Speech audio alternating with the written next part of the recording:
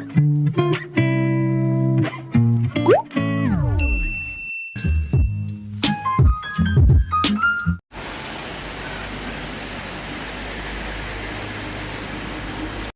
guys! Assalamualaikum! Welcome back to my channel. So, gagawa tayo ng dinner. So, ginawa namin dito guys, nagboil ako ng potato, mga 7 pieces of potato, ayan.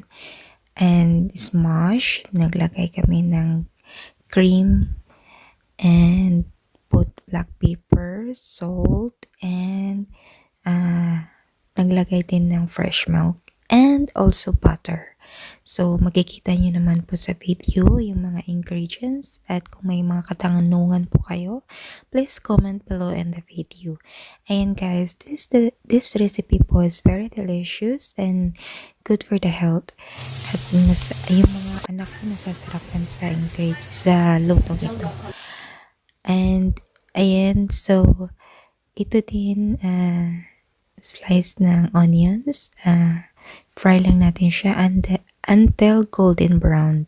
Ayan, prepare natin yung yung kofta. Sa beef naman, ayan, naglagay kami ng breadcrumbs and salt, black pepper, and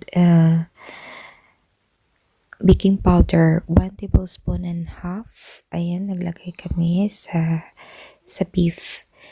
At seasoning na vegetar. Yung vegetar guys, masarap siya kasi pandagdag lasa siya sa meat. And nagdagdag din kami ng 7 spices and meat spices. Ayan. So, i-blend lang siya guys. I-blend lang siya ng maayos para yung seasoning ma-mix talaga siya.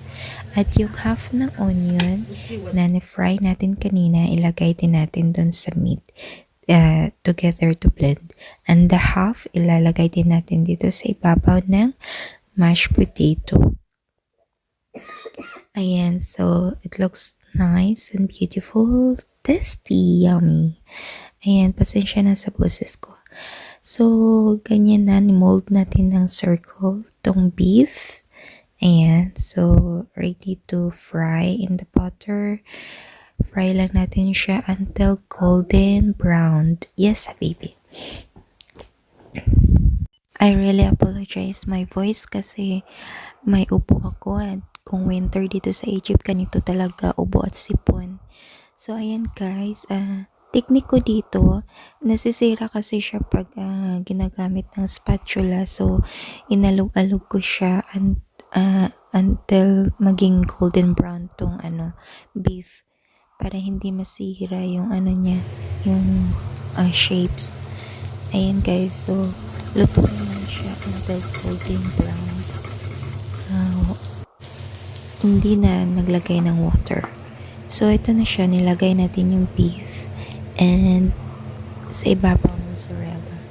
Ayan, ibig lang siya until golden brown.